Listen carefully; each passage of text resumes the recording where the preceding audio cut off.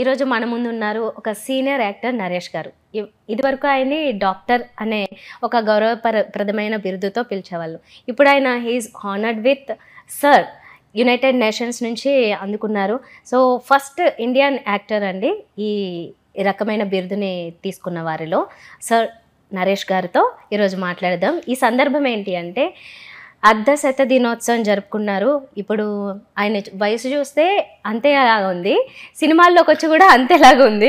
అసలు ఏంటి చిన్నప్పటి నుంచి యాక్ట్ చేస్తున్నారని తెలుసు, కానీ చాలామందికి ఆయన చిన్నతనంలో చేసిన సినిమాలు తక్కువ తెలుసు, హీరోగానే ఎక్కువగా తెలుసు. సో ముందు నుంచి యాక్ట్ చేస్తున్నారు కాబట్టి ఆయన పెద్ద వయసు వారు కాదు, అలాంటి పాత్రలు చేస్తున్నారు. పెద్ద వయసు అనుకున్నా బయట చూసినప్పుడు నేనేం బిస్కెట్ వేయట్లేదు, నిజంగా ఆయన చిన్నగానే కనిపిస్తారు. ఇది నిజం, రియల్ ఫీలింగ్. కావాలనుకుంటే మీరు చెక్ చేసుకోండి డైరెక్ట్గా చూసి. హలో అండి, వండర్ఫుల్ కాంప్లిమెంట్. Thank you.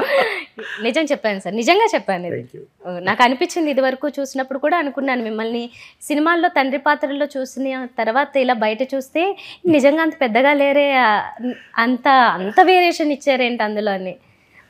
సరే, మీ అంటే అది నటన గురించి మీరు చేసిన ధైర్యం అనుకోవాలి, ఎందుకంటే ఎవరు వయసు అంత పెంచుకోవాలని ఎవరు అనుకోరు. అంటే ఒక క్యారెక్టర్ ఇప్పుడు జనరల్గా చాలామంది అవుట్డేట్ ఎందుకు అవుతారంటే ఒక ఇమేజు, ఒక పర్టిక్యులర్ టైప్ ఆఫ్ రోల్స్, ఒక type of body language settle అయిపోతారు. సో ఒక ఇమేజ్ దాటి బయటికి రారు. నేనేమంటానంటే యాజ్ అన్ యాక్టర్ మీరు ఎస్వి రంగారావుని తీసుకోండి, కమల్ హాసన్ గారిని తీసుకోండి, ఇలాగ చాలా గొప్ప మంది ఉంది, చాలా వాడు. ఆ పాత్రగా కావాల్సినప్పుడు ఆ పాత్రలో ఎమిడిపోవాలి. రంగస్థలం అనుకోండి అలా ఉండాలి, మళ్ళీ పెళ్ళి అంటే ఇలా ఉండాలి, మరి సామాజిక వర్గం అంటే అలా ఉండాలి.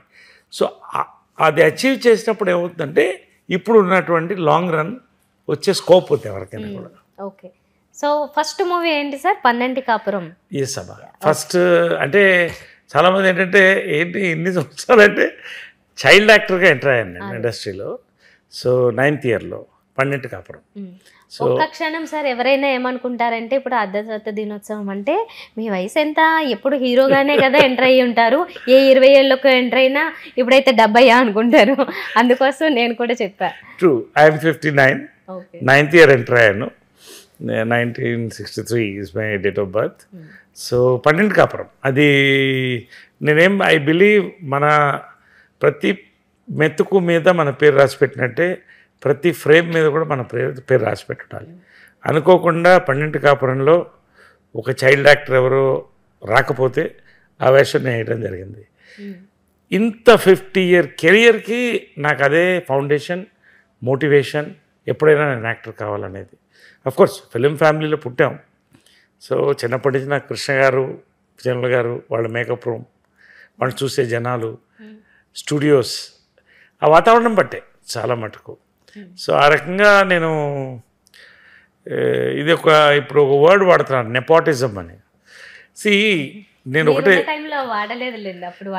ఎప్పుడు ఉండదమ్మా. నేను ఏమంటానంటే ఇట్ ఈస్ నాట్ ఈజీ. ఒక డాక్టర్ కొడుకు డాక్టర్ అవ్వడం easier. It is not easy, it is easier. ఎందుకంటే మనం ఆ వాతావరణంలో పెరుగుతాం.